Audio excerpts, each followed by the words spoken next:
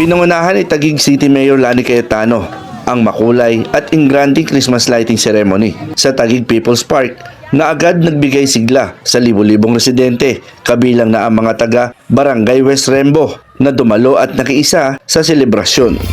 Sa sandaling umilaw ang higanteng Christmas tree at makislat na dekorasyon ng parke, umalingaw-ngaw ang hiyawan at tuwa ng mga Taguigenyo, patunay na dama na ang diwa ng Kapaskuhan sa lungsod.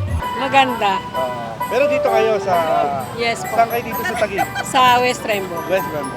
Ngayon lang to nagkaroon ng ganito. Ngayon lang po. Ano ang masasabi? Super ganda. Super ganda po. Super ganda.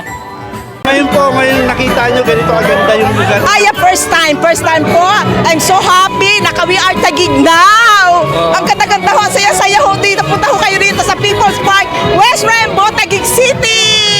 Ano pangalan nyo? Dory Donato. Dory Donato. Ma'am, gaano na kayo katagal dito naninirahan sa dating... Since birth. Since birth? Yes. Kailan yun? Since birth, 1963.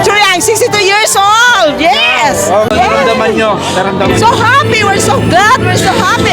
And we are so blessed. Bye. Bye. Ayon kay Mayor Lani, ang lighting ceremony ay hindi lamang pagpapailaw ng dekorasyon, kundi pagpapaalala ng pag-asa, pagkakaisa at pagmamahalan, lalo na sa mga pamayanang patuloy na lumalago at nakikinabang sa serbisyo ng lokal na pamahalaan. Araw po na ito, alam ko, ay mahalaga sa puso ng bawat residente ng Embo. Ang parking ito ay naging bahagi ng buhay ng maraming mga residente ng Embo. Ang parke para sa akin ay lugar kung saan nagtitipon ang bawat pamilya, magkakaibigan. Ngayong gabi, isang masayang okasyon ang ating ipinagdiriwang. Ito po ay ang pagbubukas ng The Lights of Christmas dito po sa ating Taguig People's Park.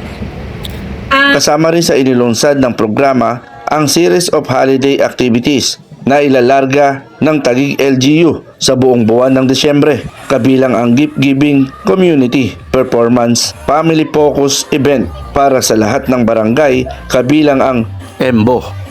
Sabi mo pangalan ko ha. Mula sa Taguig People's Park, ito si Buboy Patriarca para sa Road News Arangada. May pusong mabait, pusong mapagmahal sa aming lahat.